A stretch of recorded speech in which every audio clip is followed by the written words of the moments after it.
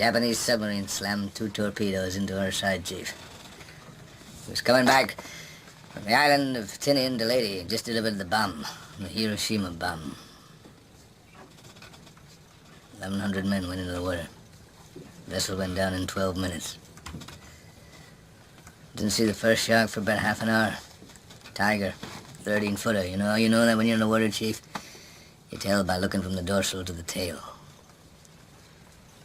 What we didn't know was our bomb mission had been so secret, no distress signal had been sent.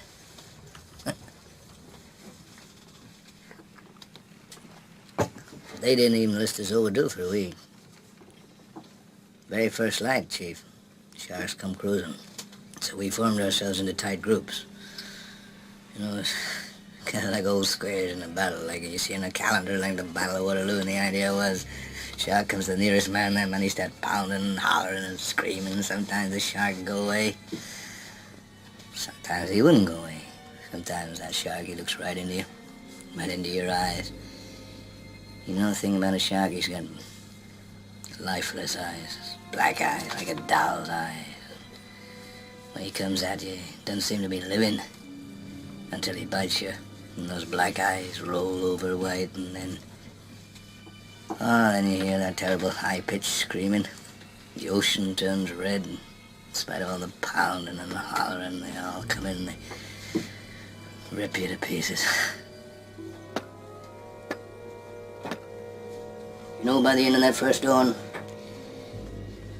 lost 100 men. I don't know how many sharks, maybe 1,000. I don't know how many men, they average 6 an hour. On Thursday morning, Chief, I bumped into a friend of mine, Herbie Robinson from Cleveland. Baseball player, bosun's mate. I thought he was asleep. Reached over to wake him up. Bobbed up and down in the water. It was like a kind of top. Upended. Well, he'd been bitten in half below the waist. Noon the 5th day, Mr. Hooper, Lockheed Ventura saw us. He swung in low and he saw us too. A young pilot, a lot younger than Mr. Hooper anyway. He saw us and he come in low, and 3 hours later a big fat PBY comes down and started to pick us up. You know, that was the time I was most frightened, waiting for my turn. I'll never put on a life jacket again.